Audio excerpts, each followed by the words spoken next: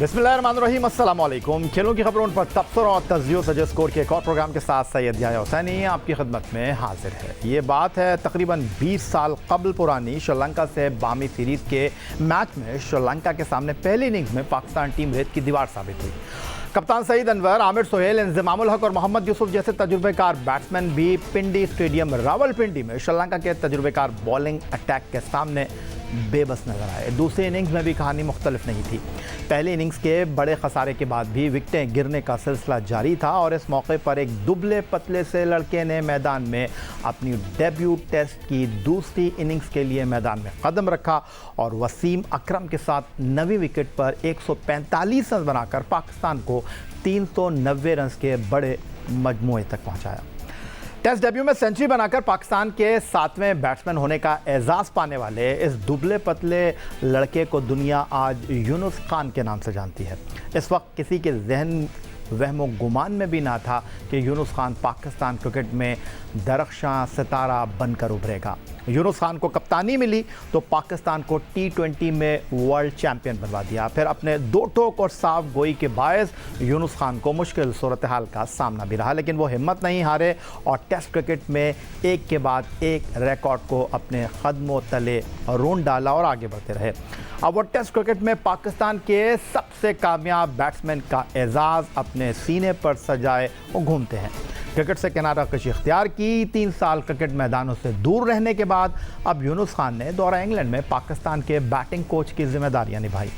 आज हम अपने इस प्रोग्राम में अपने मेहमान यूनुस खान से पूछेंगे कि बैट पकड़कर खेलना और अपने टीममेट समेत नौजवान खिलाड़ियों में अपना तजुर्बा मुंतकिल करना उनके लिए कितना आसान और कितना मुश्किल है। तो जनाब खुशामदीद कहेंगे आज अपने इस प्रोग्राम में पाकिस्तान क्रिकेट टीम के बैटिंग कोच यूनुस खान को। मैंने कहा कि दुबले पतले से नौजवान ने 20 साल पहले अपना सफ़र शुरू किया, मामला अब भी कुछ ऐसा ही है यूनुस खान साहब, लेकिन ज़माने के कुछ जो उतार चढ़ाव हैं चेहरे पर कुछ उसका जो है असर दिखाई दे रहा है। बिल्कुल, जिस वक्त मेरा डेब्यू होता तो मेरे ख्याल से मैं कोई 22-23 साल का था उस वक्त, और आज ऑलमोस्ट 20 साल हो गए मुझे मैदानों में।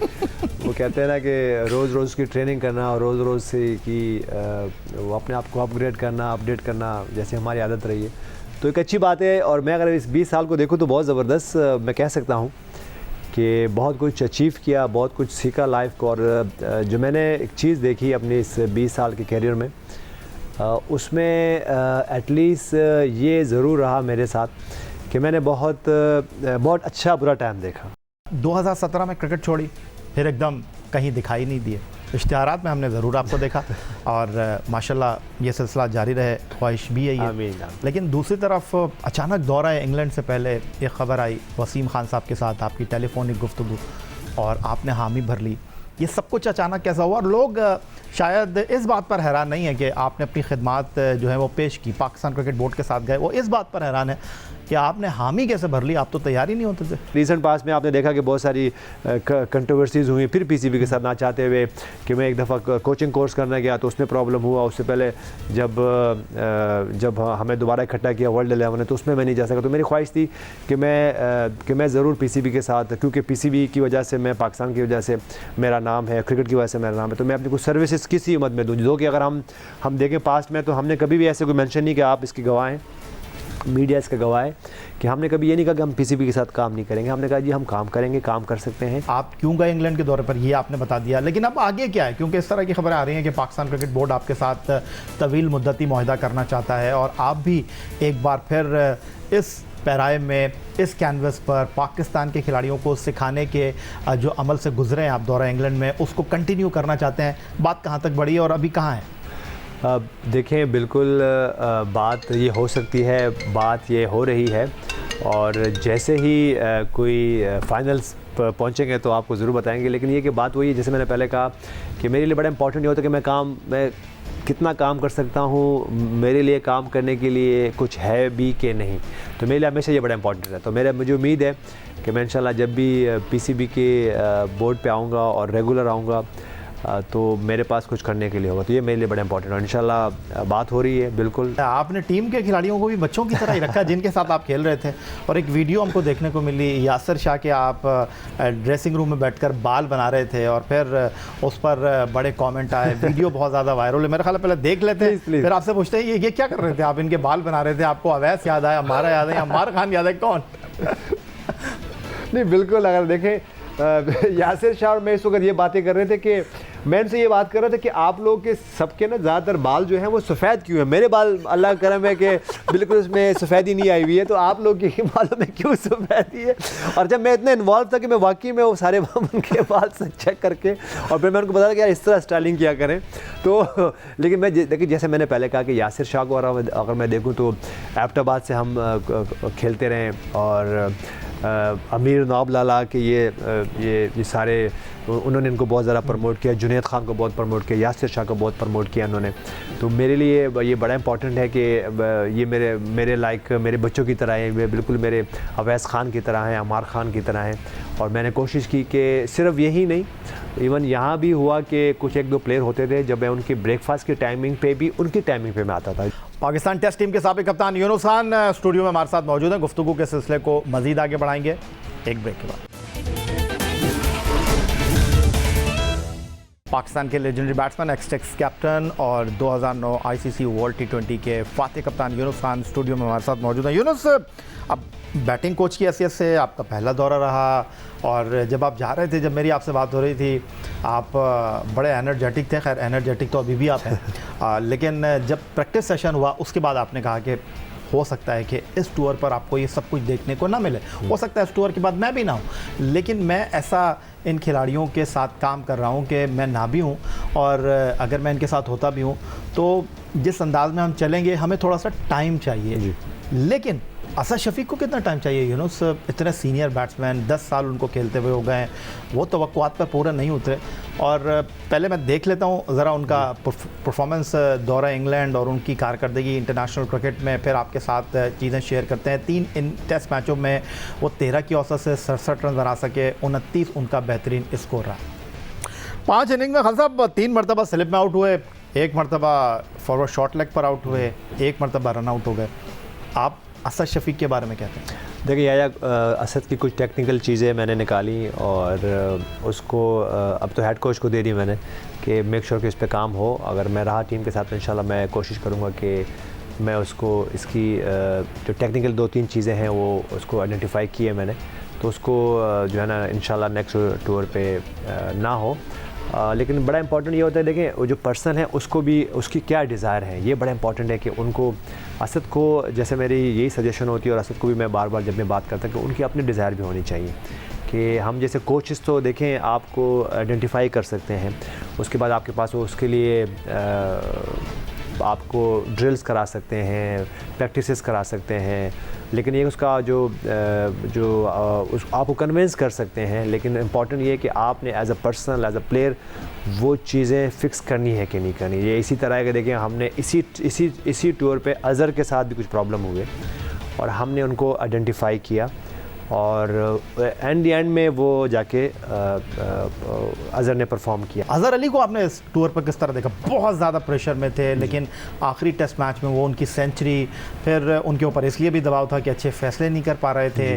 पहला टेस्ट मैच वो हाथ से निकल गया, तो ये उनके ऊपर बहुत ज़्यादा दबाव था। लेकिन आपने जिस तरह कहा कि अज़हर के साथ जब हमने बात की, तो क्या ऐसी बात की आपने कि अज़हर 3 हिस्सों तक अपनी इनिंग को लेकर गए और जिस तरह पहले स्ट्रगल कर रहे थे उन्होंने अपनी इनिंग को बहुत अच्छे अंदाज में लेकर चले? मैंने उनको हमेशा एक बात की कि जब आप बैटिंग करने जाएं तो आप एक टॉप के बैट्समैन हैं, आप जाएं और अपनी, अब ये ना सोचें कि मैंने सेक्रीफाइस करना है और मैंने जी हर वक्त फ्रंट 2 के लीडर को फ्रंट पे ही रहना है हमेशा।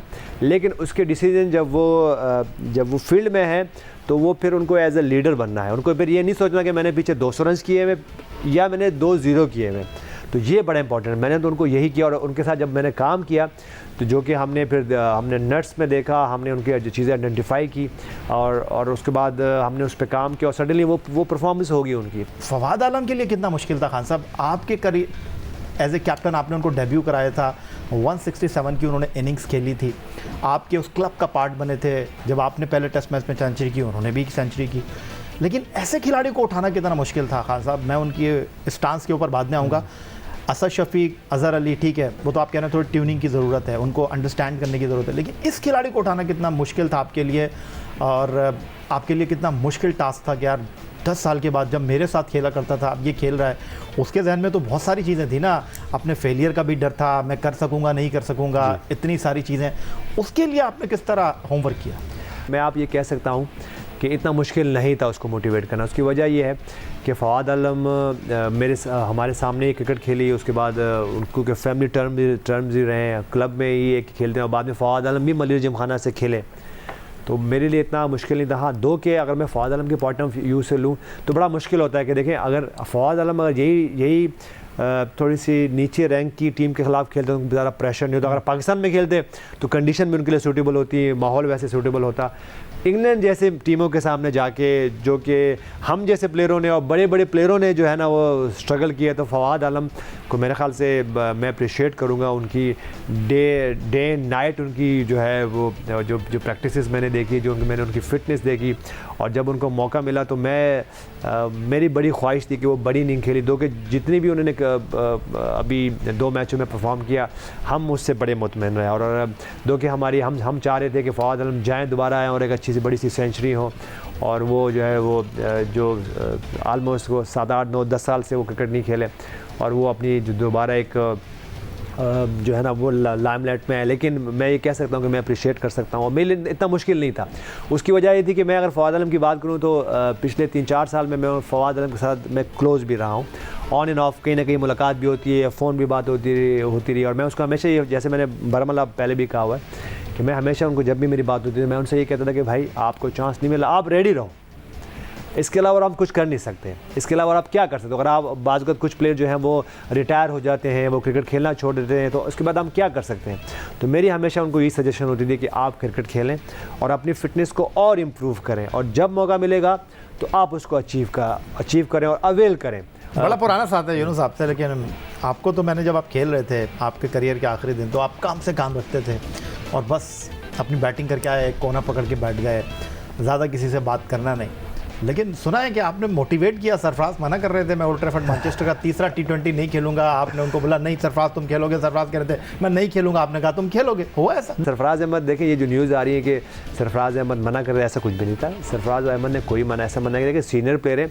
ये इसी तरह है कि मैं अगर कोई बात आप मुझसे कहेंगे जी यूनुस खान साहब ये करना है, तो मैं कह यार ऐसा नहीं हो सकता, तो आप ये कहते नहीं इन्होंने तो मना कर दिया, ऐसा कुछ नहीं, वरीज़ होती हैं। और मैंने सिर्फ कुछ भी नहीं किया, मैंने हमेशा बात की कि मैंने सरफराज से ऐसी कोई बात नहीं की, उसमें मेरा कोई एफर्ट हुआ क्या असल में? कुछ भी नहीं था जी। देखिए होता क्या, बाज़ औक़ात जब आखिरी मैच टूर पे होते हैं तो बाज़ औक़ात हमने भी ऐसे किया होगा पास्ट में कि जब आप पूरा मैच नहीं खेले, आप डिज़र्व करते हो, बाज़ आपकी साइड मैचों में परफॉर्मेंसेस भी हो रही हैं, जो जिस तरह सरफराज अहमद की अगर हम बैटिंग देखें तो जितने भी साइड मैच खेले उनमें अच्छी कीपिंग की और अच्छी उन्होंने बैटिंग भी की। लेकिन जिस तरह हमारे रेगुलर कीपर खेले मोहम्मद रिजवान, वो अमेजिंग था। मतलब कि मैं कह सकता हूँ कि 20, 22, 25 साल सरफराज सोचते थे वो परफॉर्म करते थे तो आने का मौका नहीं दे रहे। देखिए इसमें कोई ऐसी बुरी बात नहीं है। देखिए अगर आपके पास बेंच पे सरफराज अहमद जैसा प्लेयर बैठा हो तो आप मुझे बताएं कितना कंपटीशन कितना हाई है। सुना है कि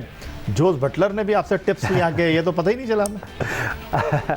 ये ना हो कि वो बोलेगा जी मेरी वजह से परफॉर्मेंस कर गए ऐसा कुछ भी नहीं है। देखिए मैं अगर इंग्लैंड की टीम की बात करूं तो उसमें 3-4 ऐसे प्लेयर थे जो कि जब मैं काउंटी खेलता था तो बहुत यंग प्लेयर होते थे, और ये हमारे ड्रेसिंग रूम में आके जैसे मेरी, आपको पता है कि जैसे मेरा रवैया है और जैसे मुझसे हमेशा मैं जहाँ भी जाऊँ मुझसे एक्सपेक्टेशन यही होती है कि आप आ गए हैं तो प्लीज़ ये 2-3-4 जो जूनियर प्लेयर हैं उनको भी ज़रा देख लीजिएगा। तो मेरे साथ हमेशा यही हुआ। जब मैं गया हूँ तो मुझे जॉस बटलर ने मुझे रिक्वेस्ट किया यूनुस भाई वो आपके साथ बैठ के बात करनी है, तो मैंने कहा ठीक कर लेते हैं। तो कह रहे हैं 15 मिनट का आप मेरे साथ सेशन कर लो, क्योंकि टीमें वहीं होती थी, हम नीचे वाले फ्लोर पे होते थे या ऊपर वाले फ्लोर पे होते थे, तो वो ऊपर नीचे होते थे, तो चलते फिरते कभी मिल ही जाते थे। तो उन्होंने मुझे बाहर कहा कि जी यूनुस भाई मुझे आपसे जो है ना आपसे बात करनी है बैटिंग पे, बाकी मैं स्ट्रगल कर रहा हूँ। पहला टेस्ट मैच हुआ, पहला टेस्ट मैच में जो उससे पहले खैर मैं थोड़ी बहुत बात की लेकिन मौका नहीं मिल सका। पहला टेस्ट मैच आया तो परफॉर्म किया, मैच के बाद फिर मुझे मिला यूनुस भाई कब बात करेंगे, मैंने कहा भाई मैच जिता के चले गए। और कितनी बात करनी है, नहीं कहनी जी मुझे 2-3 चीज़ें सीखनी है आपसे, स्वीप पे काम करना है, ठीक है जी मुझे, और मेरे टेक्निक में ऐसे क्या, और तो मैंने कहा जी बात करते हैं। इत्तेफाक से 4-5 लड़के खड़े हुए थे हमने, मैंने कहा नहीं अभी लड़के खड़े थे, मैं कहा अभी बाद में बात करते हैं, आप जाए। तो फिर हो गया, फिर करते तीसरा टेस्ट मैच आ गया। तो तीसरा टेस्ट मैच जब ख़त्म हुआ तो मुझे वो लगा जी यूनुस भाई प्लीज़ अब मैं चला जाऊंगा रात में, तो आप मुझसे बैठ। तो हमने उससे मैंने उससे बात की, उसकी टेक्निक पे बात की, उसके टैक्टिक्स पे बात की, और लेकिन मैं उनको बिल्कुल खामोशी से छुपा के लगा कि कैमरा ना देखे, पता चला जी कि पर अगली फिर कोई वीडियो आ जाए और फिर बोले जी फिर ये बातें कर रहे हैं इनके साथ, क्योंकि बाज़ औक़ात आपको पता है कि मुश्किल हो जाता है। $1 मिलियन क्वेश्चन, यूनुस खान साहब आप लिखते क्या थे उस डायरी के अंदर? सुना बड़ी स्टेशनरी के ऊपर पाकिस्तान क्रिकेट बोर्ड के पैसे खर्च हो गए, और वो जो है अलग से जो है वो कुछ किट बैग आए जिसके अंदर वो जो आप नोट्स लिख रहे थे वो आए। जी हाँ सर, हैं क्या वो नोटबुक लाए साथ या छोड़? अच्छा पहले तो मैं बता दूँ ये स्टेशनरी भी मेरी अपनी थी और ये नोटबुक भी मेरी। अच्छा मज़े की बात बताऊँ, ये नोटबुक जो ग्रीन नोटबुक मैंने कब ली थी? जब ये मैं कोचिंग कोर्स के लिए जा रहा था। ये आप मार रहे हैं, मैं लिखते क्या थे आप उसके? मैं लिख क्या रहा, मैं लिखता क्या था कि बाज़ देखिए आपने प्लेयर के साथ वर्क काम कर लिया, नट्स में काम कर लिया, तो मैं वो नट्स में भी बाज़ कुछ लिख लेता था। जैसे आपको कोई नीड है तो क्यों इंसान है बाज़ भूल जाते, तो मैं वो नीड लिख देता था कि जी अज़हर अली को ये चाहिए, हैदर अली को ये चाहिए, ठीक है जी। मैं उनसे ये भी पूछता था कि भाई आपको एक दिन पहले कितनी देर की आपको नट्स चाहिए। अगर आप नहीं बोल पाते तो मैं हेड कोच से मैं बात कर लूँ, क्योंकि मैं इनिशिएटिव लेने वाला पर्सन हूँ कि भाई अब बाज़ कुछ प्लेयर होते हैं वो कहते हैं कि जी आज हमने कुछ नहीं करना, कल के लिए आपने आपको प्रिपेयर करना। जैसे मैं खुद भी ये करता था, तो मैं क्या करता था, मैं कहता था जी यायो हुसैन साहब आप आज को कल आपका इम्पोर्टेंट आपका स्कोर का जो है एपिसोड होना है, आज आपको क्या प्रिपरेशन के लिए क्या चाहिए? आप बोलेगा जी मुझे स्टेशनरी इतनी चाहिए, तो मैं वो लिख लेता था, तो वो मेरे पास पड़ी होती थी। फिर जब वो प्लेयर जब क्रिकेट खेलते हुए, बैटिंग करते हुए टेस्ट मैच में अंडर प्रेशर होते थे, तो उस वक्त उसके हैंड्स कैसे होते थे, वो अंदर की बॉल क्या खेल रहे होते थे, बाहर की बॉल, तो मैं वो चीज़ें नोट कर लेता था। कंधे पे हाथ रखने या आपकी बात की तो बहुत सारे लोगों का ख्याल ये है कि हफीज़ भाई कंधे पे हाथ नहीं रखने देते, लेकिन अभी आप मुझे बॉल भी जो गिराने नहीं दी इंग्लैंड के बॉलर्स को, क्या एक्स्ट्राऑर्डिनरी वो खेले, man of the series, man of the match, 155 run, 2 back to back जो है उन्होंने निफ सेंचुरी स्कोर की। पहले मैं आपसे ये पूछना चाहता हूँ, वो जो उन्होंने निफ सेंचुरी स्कोर की थी सेकंड T20 में, तो आपने उनको जो है वो बड़े डिफरेंट अंदाज में जो है अप्रिशिएट किया था। देखिए हफीज़ भाई को उनकी अप्रिशिएशन इसलिए होनी चाहिए थी कि जिस तरह हफीज़ भाई ने टूर शुरू किया, बहुत सारी कंट्रोवर्सीज़ हुई। अगर आप देखें तो जा रहे हैं, नहीं जा रहे हैं, कोविड-19 और बहुत सारी चीज़ें, नहीं जाते जाते जब आए तो जिता कर जी जिता गए। तो मेरे ख्याल से देखें ये मैं मोहम्मद हफीज़ जैसे प्लेयरों में मैं अपने आप देखता हूँ कि जो पाकिस्तान के लिए खेलना चाहते हैं, पाकिस्तान के लिए परफॉर्म करना चाहते हैं, और अभी उनका ये जेस्चर जो हमारे सामने आया है कि डोमेस्टिक का मुझे कॉन्ट्रैक्ट ना दें, किसी यंग 2-3 लड़कों में शेयर कर दें, तो ये कि हमें इसको अप्रिशिएट नहीं करना चाहिए। अगर मेरे उनको थोड़ा सा वेव करने से या मेरे एक सलूट करने से, तो हम हफीज़ जैसे प्लेयरों को, यूनुस खान जैसे प्लेयरों को जब वो परफॉर्म नहीं करते, कितना ड्रिल करते हैं हम, निकाल दो इसकी जी आई साइड वीक हो गई। अब यार मैंने तो ये भी सुना इसकी आई साइड वीक हो गई है भाई, आपके सामने लोगों ने, और आप मुझे डिफेंड कर रहे थे, ठीक है। तो भाई हम हफीज़ जैसे प्लेयर जब वो परफॉर्म करें तो हम उनके लिए खड़े क्यों नहीं हो सकते, उनको सलाम क्यों नहीं कर सकते? के लिए खड़े होते हैं तो ठीक है जी। जब वो भाई उसने मेरे लिए तो परफॉर्म नहीं किया ना भाई, मेरे घर के लिए परफॉर्म नहीं किया, मेरी टीम के लिए परफॉर्म नहीं किया, मेरे मोहल्ले के लिए नहीं परफॉर्म किया, पाकिस्तान क्रिकेट टीम के लिए किया और पूरे नेशन के लिए किया। बहुत शुक्रिया यूनुस खान साहब हमारी दावत पर आए, और लोगों ने यूनुस खान के बारे में क्या कहा, यूनुस खान ने किस तरह एंजॉय किया, क्या सिखाया दौरा इंग्लैंड पर पाकिस्तान के खिलाड़ियों को, मुस्तकबिल में पाकिस्तान क्रिकेट बोर्ड के साथ इनकी क्या बाउंडिंग है, ये सारी गुफ्तगू आपने यूनुस खान की ज़बानी सुनी। ट्विटर पर आप मुझे फॉलो कर सकते हैं, फेसबुक पर हमारा पेज score.geonews, जहाँ जाकर आप इस प्रोग्राम के क्लिप्स एक बार फिर देख सकते हैं, और आप हमें ईमेल कर सकते हैं score@geo.tv पर। इस दुआ, इस उम्मीद, इस तवक्को के साथ कि पाकिस्तान में खेल और खिलाड़ी तरक्की करते रहें। सैयद याह्या हुसैनी को अपने आज के मेहमान legendary batsman ex test captain Younis Khan के हमरा इजाज़त दीजिए। अल्लाह हाफ़िज़।